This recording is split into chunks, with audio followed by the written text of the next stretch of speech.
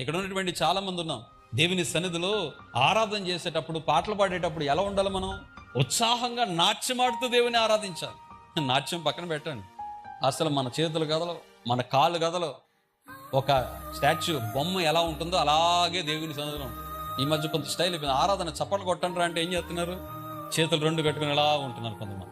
దేవుని సన్నిధిలో నాట్యం అంటే బ్రేక్ డాన్స్ చేశారు కనుక మళ్ళీ ఇప్పుడు ఎలా తయారైంది. కొంతమంది కొన్ని చర్చస్లో ఏమవుతుందంటే, దావీదు నాట్యం ఆడి దేవుని ఆరాధించాడని బ్రేక్ డాన్స్లు వేస్తున్నారు. అప్పుడు దేవుడు బ్రేక్ డాన్స్లు ఏమని బొమ్మలా నిలబడకూడదు, చప్పలు కొడుతూ ఆరాధించాలి, చేతులెత్తి ఆరాధించాలి, మన కదులుతూ ఆరాధించాలి. అలాంటి ఆనందం మనలో కావాలి, ఉజ్జీవం మనలో కావాలి, తన్మయత్వం మనలో కావాలి. దేవుని ఆరాధిస్తున్నాడు, కళ్ళు తెరిచి చూస్తుంటారు కొంతమంది, దిక్కులు చూస్తుంటారు, ఫోన్లు చూస్తుంటారు, మనుషులు ఎలా ఆరాధిస్తున్నారో చూస్తున్నారు. నువ్వు దేవుని సన్నిధిలోనికి వచ్చినంత మర్చిపోవాలంట, నువ్వు తన్మయత్వంలోనికి వెళ్ళిపోవాలి. ప్రభు మన ముందున్నాడు, దేవుడు నీతో మాట్లాడుతున్నాడు, ఆయన సన్నిధి మనతో ఉన్నదని మనం గ్రహించి ఆయన ఆరాధించాలి.